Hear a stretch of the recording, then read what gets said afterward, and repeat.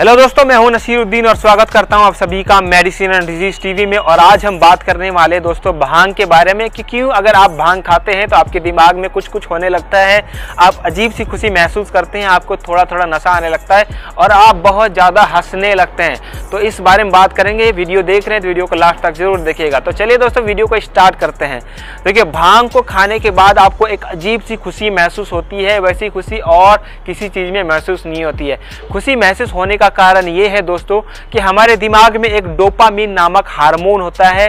भांग खाने के बाद उस हार्मोन का हमारे दिमाग में प्रोडक्शन बहुत ज़्यादा बढ़ जाता है, जिससे हमको बहुत ज़्यादा खुशी महसूस होने लगती है और बहुत ज़्यादा एक्साइटमेंट बढ़ जाता है हमारे अंदर।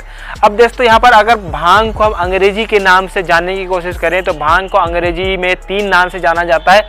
हम कैनाबिस लीफ भी कहते हैं, मैरिजुआना भी कहते हैं और वीड भी कहते हैं। भांग खाने के बाद आपकी सोचने और समझने की क्षमता वो कम हो जाती है और आपका दिमाग जो होता है रिक्रिएट होता है और आपको अजीब सा फीलिंग आने लगता है। तो अब चलिए अब दोस्तों हम बात कर लेते हैं कि अगर आप भांग खाते हैं तो आपके ऊपर असर करने में कितना टाइम लगाएगा। देखिए, भांग को खाने का या फिर पीने का बहुत सारे तरीके हैं। भांग के पत्ते को चूर कर सिगरेट या बीड़ी में अगर आप पिएंगे तो उसका असर करने में कम से कम 5 से 10 सेकंड लगता है। देखिए, भांग को अगर हम बीड़ी और सिगरेट के माध्यम से पिएंगे तो उसका जो धुआं होता है हमारा फेफड़ा बहुत जल्दी एब्जॉर्ब करता है। एब्जॉर्ब करने के बाद हमारे दिमाग को सिग्नल भेजता है, जिसके कारण हमारी एक्साइटमेंट बढ़ जाती है, जिसके कारण नशा आता है। अब दोस्तों यहाँ पर भांग को कई लोग दूध में मिला के पीते हैं, उसके बाद में लस्सी भी मिला के पीते हैं और भी कई सारी चीज़ों में मिला के पीते हैं और खाते भी हैं। देखिए, अगर आप इस तरह से लेते हैं तो आप भांग को काम करने में आपके ऊपर लगभग आधा से 1 घंटा लग सकता है। तो चलिए अब हम बात कर लेते हैं कि अगर आप भांग बहुत ज़्यादा मात्रा में खाते हैं तो आपके दिमाग के साथ क्या होता है। देखिए, अगर आप भांग बहुत ज़्यादा मात्रा में खाते हैं तो आपकी सोचने की समझने की क्षमता वो बहुत कम हो जाती है। अगर आपको कोई दूर से आवाज़ दे रहा होगा तो लगेगा आपको बहुत नज़दीक से मेरे कान के पास आके चिल्ला रहा है। अगर आपको कोई नज़दीक से बोल रहा होगा कि लगेगा वो बहुत दूर से आवाज़ दे रहा है और मुझे धीरे धीरे वो बातें सुनाई दे रही है। अगर आपको कोई चीज़ कोई बोलता है तो वह आपको 10 सेकंड के बाद आपके दिमाग रिस्पॉन्स करेगा। मान लो मैंने अभी आपको कुछ बोला है, अपने भांग खा रखा है, 10 सेकंड के बाद आप उस बात को सुनेंगे और उस बात को रिस्पॉन्स करेंगे, उस बात का जवाब देंगे।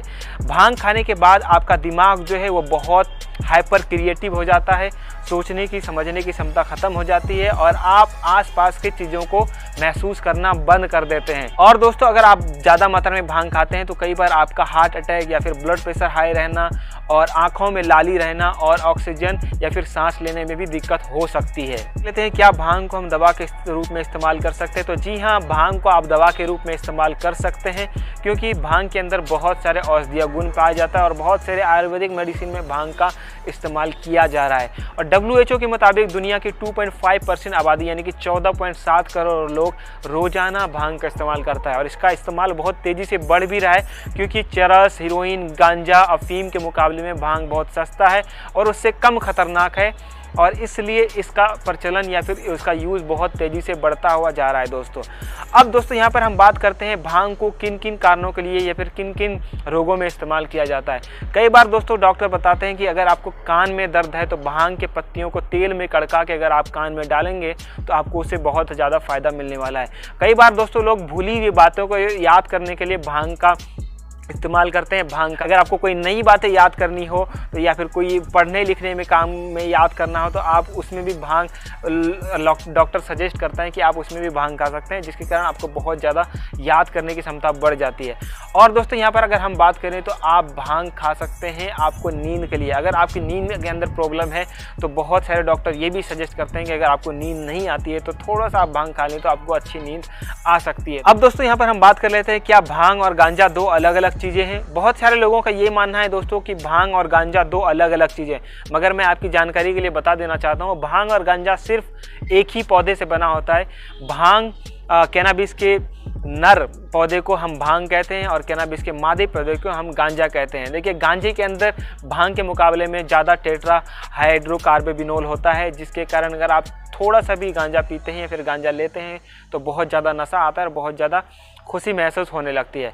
तो ये था दोस्तों पूरी जानकारी भांग के बारे में। और अगर वीडियो अच्छा लगा तो अगर आप कोई चीज़ पूछना चाहते हैं इस वीडियो में तो वीडियो में कम पूछ सकते हैं। और मिलते हैं अगले वीडियो में, तब तक अपना ख्याल रखिए। जय हिंद, बाय बाय।